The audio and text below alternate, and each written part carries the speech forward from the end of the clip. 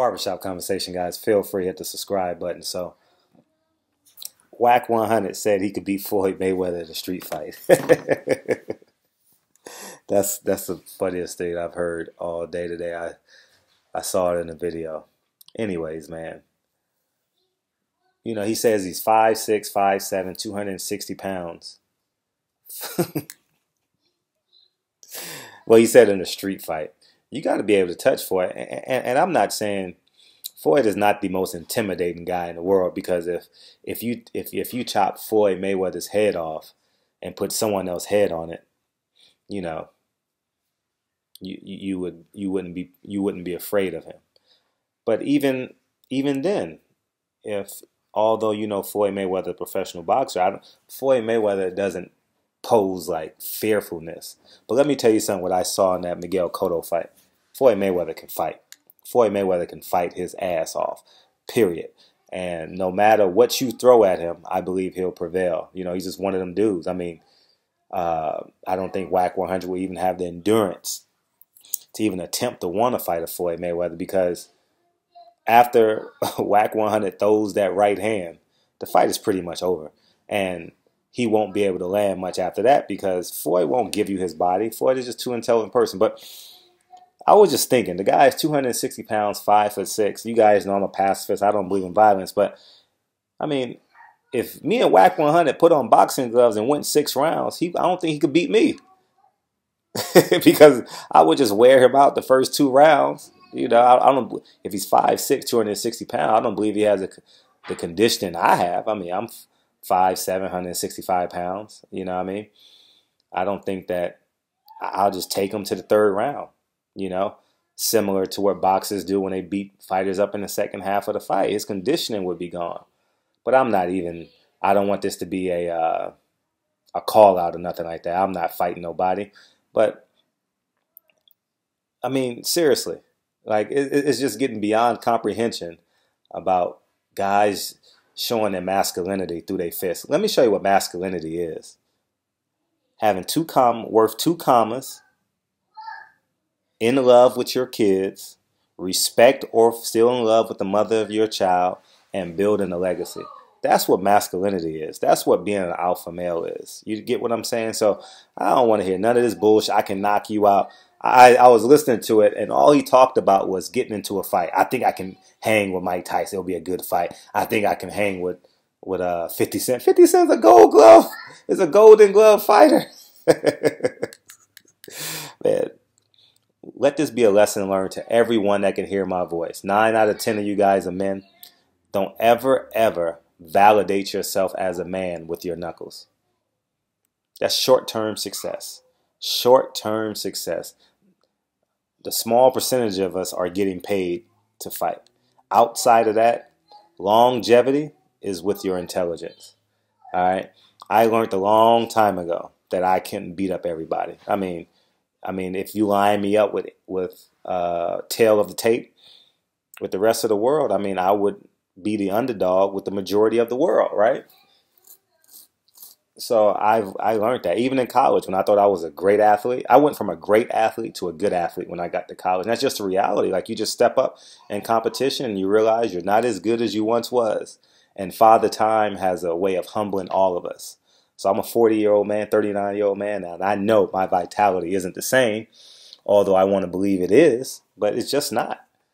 And it's just awful that men always want to prove themselves with their fists. Again, I will say it. Showing your masculinity and being an alpha male today, obviously, having the ability to protect is a commodity, but having the ability to have 2 commas in your bank account, worth 2 commas. Worth 2 commas. Love your children, in love with your children, and either in love with the mother or your wife, and creating a legacy. That's what being an alpha male is. At the end of the day, when you die at 85, only people left are going to be your family. You know what I mean? Because your friend's going to die off. So, will your family show up to your funeral with endearment or just obligation?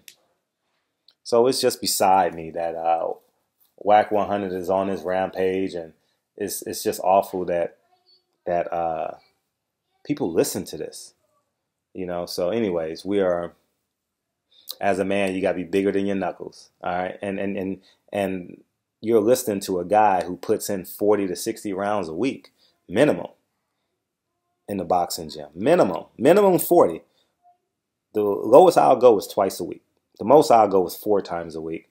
And I am the last. Fighting is my last option, because even if I win a fight, guess what? I may lose the fight. I may get a black eye. I may break a knuckle. I may get scratched. I don't know. I may be concussed. I don't know. But man, I want to wake up on the first of every month, make sure everyone's paid their rent, and be happy. That's what I want to do. I want to build this legacy, man. And all my brothers out there in the hood want to make sure they send this to some of your tough guys in your neighborhood, your uncles, your cousins, who are always in and out of trouble, showing how tough they are with their fists. That doesn't work at the end of the day. You know what I mean? I've only spent one night in jail, so I don't know what that life is like. But on the outside, it's about legacy. And that's what an alpha male is, man. Being a trailblazer, being a matriarch of your family, being a matriarch of your household, that's the real deal Holyfield right there. So let this be a lesson learned, man. Build that legacy. Build something that your children can take them to a higher ground. Because the storm is coming. In life, storms come, floods come, earthquakes happen. Is your foundation stable enough to withstand that? That's what you must ask yourself as a man. It's funny. I was on the phone with, it's just funny how this just came to my head right now, how your circle of friends change, right? I'm on the phone with a friend of mine. He calls me and he says, "Hey, I got these 4-wheelers. You want to go in on a 4-wheeler?" How cool is that? Because in order to have that thought, you got to know that you're around a certain amount of company that has expository income to buy a 4-wheeler. And part 2, he says, "Hey, I want you to check out this property." The property is a high 6-figure property. I'm like, that's a dope property. And ironically enough, I had just left a property on the east side of LA, because I'm the king of buying property in the hood. I just left a property off of Main Street in Manchester in the hood. I'm the king, because Section 8 does me exceptionally well. The Jewish people don't want to go in the hood, but I'll go in the hood and buy as much property as I can. And I had just left looking at a property. I just put in a bid on it today around 4 o'clock. And it's just cool how the conversation changes as your mind matures. I didn't have a conversation about beating up anybody or, doing that. He had a conversation about he's buying property and 4-wheelers. And ironically, I didn't even tell him that I had just left a property. I put in a bid on it today.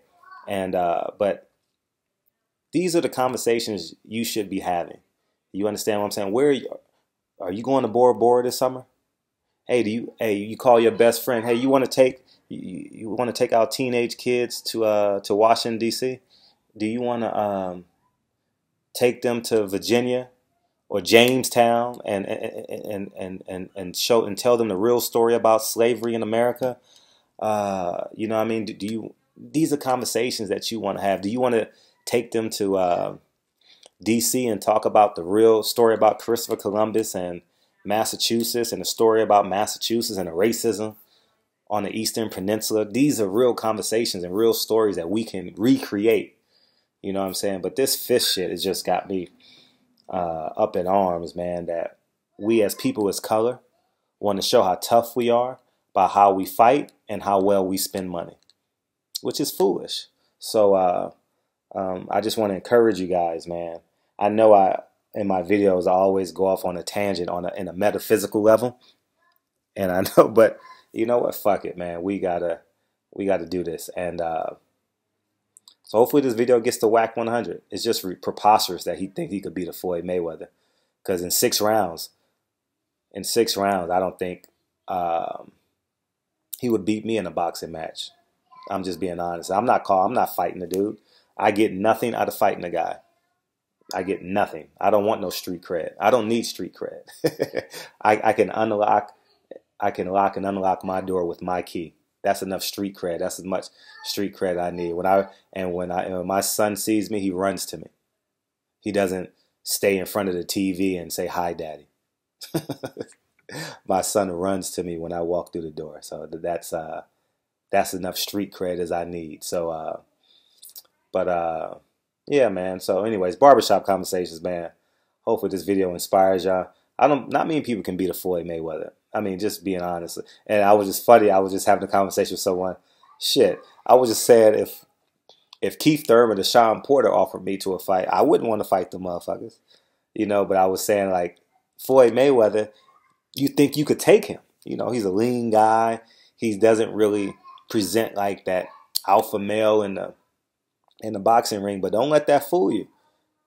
People take that kindness for a weakness or just the physical appearance. But, anyways, man, barbershop conversations, man. Feel free to hit the subscribe button. I want this to be an encouraging video. So get your legacy up. Get your legacy up, guys. Your masculinity is in your legacy. Your masculinity is what will your children do when they give you your key back at 21, 18 if they go to the military, 22 if they go to college, 26 if they go to grad school, 28 if they go to medical school. When they hand you back your house key, how great will your children be? That's what masculinity is. All right, it's not how many niggas you done knocked out on Florence and Western. You done knocked out 35 niggas. What has that done for you? Anyways, man, barbershop conversations. Feel free to hit the subscribe button. Talk to you guys soon. Peace.